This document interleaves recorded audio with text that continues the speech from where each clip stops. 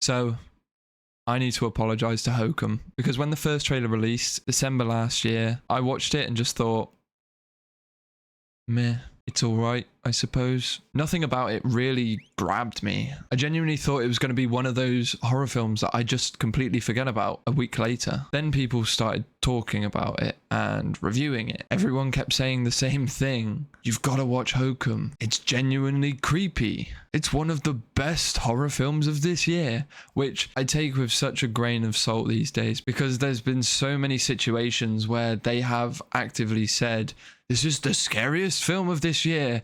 You're gonna shit your pants.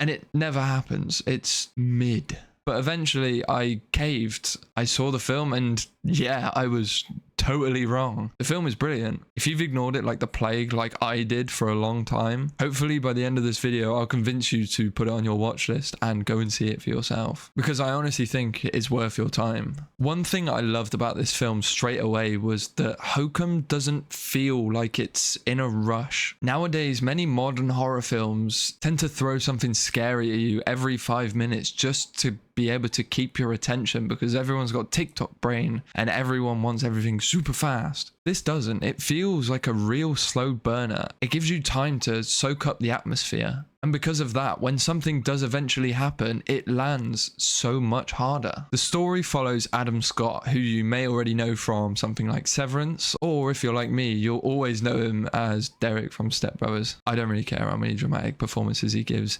He's still Derek. Anyway, he plays Ohm, a writer who's visiting this hotel that meant a lot to his parents to scatter his parents' ashes. He's basically trying to find a way to close that chapter in his life and move on. However, pretty quickly you realize he's a bit of a dick. He's rude to the staff who work at the hotel. He's very dismissive of people in general. And he clearly thinks he's smarter than everybody else around him. And honestly, for a long period of time during the film, you are rooting against him. I remember thinking, mate, if a ghost gets you, this is kind of on you. While he's staying there though, he starts learning about the history of the hotel and all the folklore involved. Apparently there's this old legend of this witch that kidnaps children and has been trapped in the old honeymoon suite, which a majority of the portion of the film is spent in this honeymoon suite. This is the room that everybody claims to be haunted and nobody ever stays in anymore. And because this is a horror film, instead of thinking, maybe I'll avoid that room, he immediately becomes obsessed with it, which is probably why I would survive a horror film, because instead of investigating this room, I'll be asking, where's breakfast being held? One of my favorite characters in this film is a bloke named Jerry, who is the local crackhead. I don't think he is a crackhead, but he has the symptoms of being a crackhead. The first time you meet him, you're not really sure whether he's gonna help him or he's gonna rob him. He's weird, he's awkward, he's a little bit creepy, but the more time you spend with him, the more you grow to like him. And by the end, I was weirdly invested in Jerry. Jerry tells Ohm he's been seeing visions of dead members of staff, pointing towards the honeymoon suite. So naturally, the two of them come up with this genius plan of investigating the honeymoon suite when the hotel closes down for the season. And from that point onwards, the atmosphere suddenly shifts and it becomes a lot more suffocating. That's probably the best word for it, because everything kind of just feels wrong. You constantly feel like something is watching you or just standing out of frame or lurking in the shadows. It's one of those films that you find yourself scanning every frame and every dark corner to make sure there's nothing lingering. I won't spoil anything after that because I genuinely think this is one of those films that is better the less you know about it. And trust me, some of the best moments in this film caught me completely off guard. Now let's talk about the elephant in the room, jump scares. Jump scares are a very integral part of this film, but they're actually good ones. They're built properly and the film kind of earns them. Trust me, there's nothing worse in a film where it's just quiet, loud noise. There's nothing engaging about that. It's so cheap. This isn't that. The jump scares come from tension that's been building for minutes before that. So when they do eventually happen, you jump because of course you're expecting them, But because it's been building for so long, you have no idea when it's going to happen. But you don't feel cheated either. The thing that surprised me the most, though, was how much I actually ended up caring about Ohm. Because like I said earlier, I really didn't care for him at the start. Like, I really didn't. But somewhere along the way, without making a massive personality change, it makes you flip sides and it makes you start feeling things for this character, and it's so deserved as well. And by the end of the film, I was genuinely hoping he was going to make it out. Adam Scott deserves a lot of credit for that, because it is so difficult to balance all of that. He's believable as this arrogant bloke who's very dismissive of people in general, but equally believable once all of those walls start closing down and his character is able to breathe a little bit. Visually, this film is beautiful in the grimmest way possible. Everything looks damp,